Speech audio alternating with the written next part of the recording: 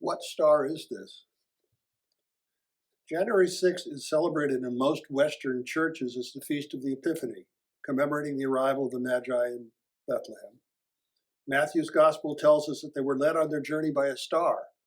Astronomers and other scholars have been trying to identify that star ever since, with theories ranging from a supernova blast to Halley's Comet. But what do we really know about the Star of Bethlehem? The answer is surprisingly little. The Magi and the star are mentioned only in the Gospel of Matthew. The story is familiar.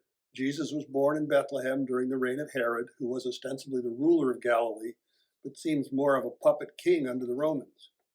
Wise men from the east arrived in Jerusalem asking about a newborn king, claiming to have seen a star in the east, which proclaimed his birth. We are probably most familiar with the popular carol, We Three Kings, which is hardly a good historical source. Since the early days of the Christian Church, there have been attempts to associate the star with some natural phenomenon, though tradition seems to have expanded on Matthew's account to claim the star was extraordinarily bright. Matthew makes no such claim, and indeed Herod had not noticed the star, so it could not have been that remarkable. What can we eliminate from our list of possible phenomena?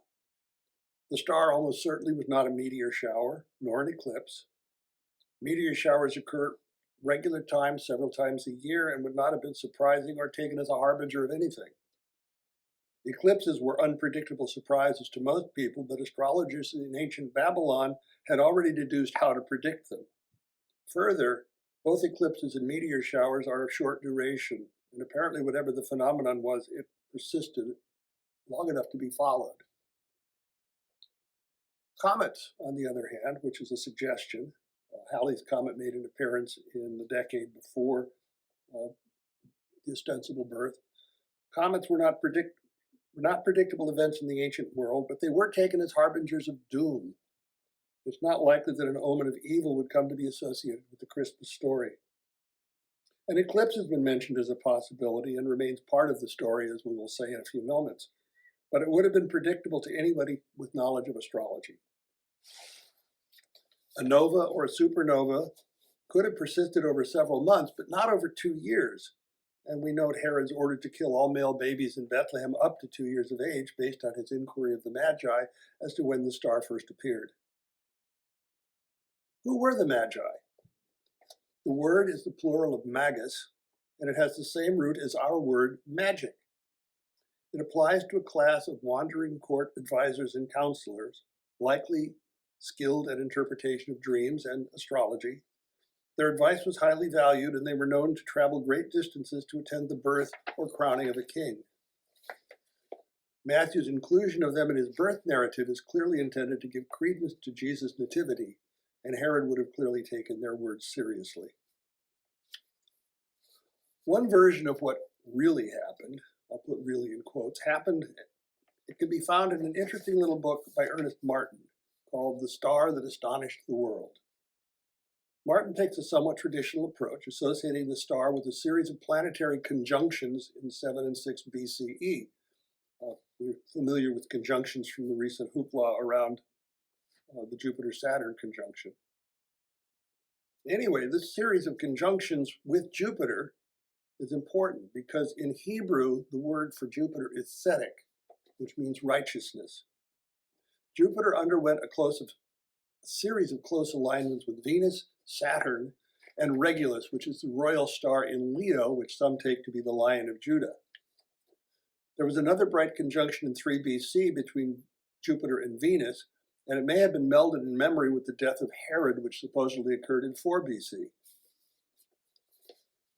First century historian Flavius Josephus gives an extensive account of events surrounding the death of Herod. The narrative begins with a lunar eclipse, followed by Herod's death and funeral, and his son's accession to the throne before Passover.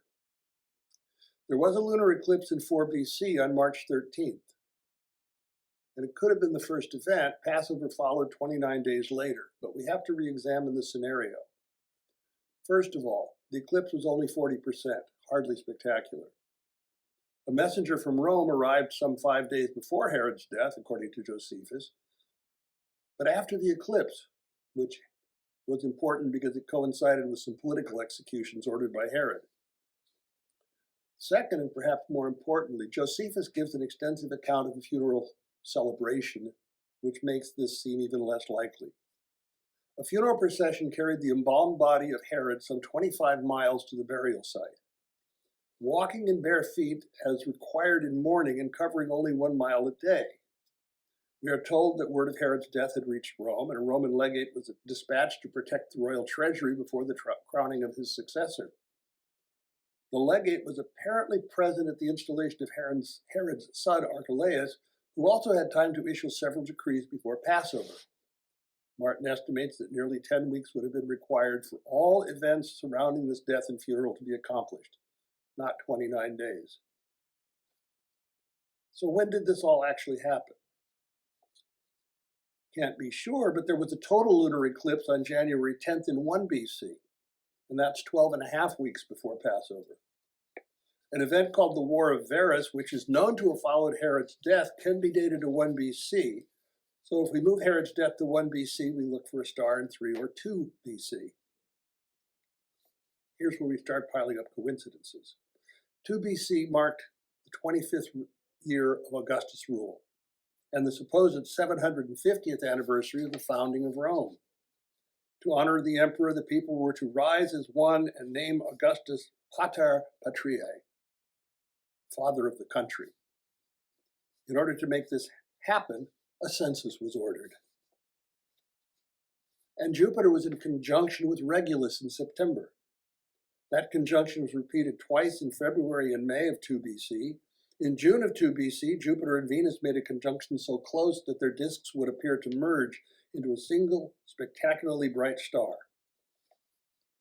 On 11 September 3 BC, the sun was in the constellation Virgo on the day marking the beginning of the Jewish New Year. And the words in the Bible which tell us that the star stopped over the site where the Magi found Jesus can also be translated as the astronomical term stationary.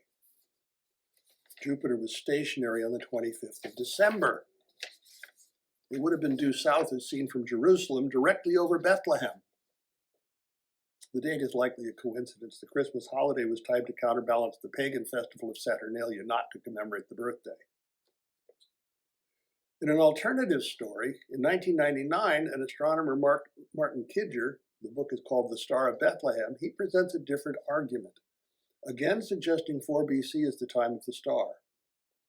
Chinese and Korean court astrologers reported a guest star near the constellation Aquila on the same date in either 4 or 5 BC. One of those records is apparently a transcription error. This nova or supernova persisted for 70 days.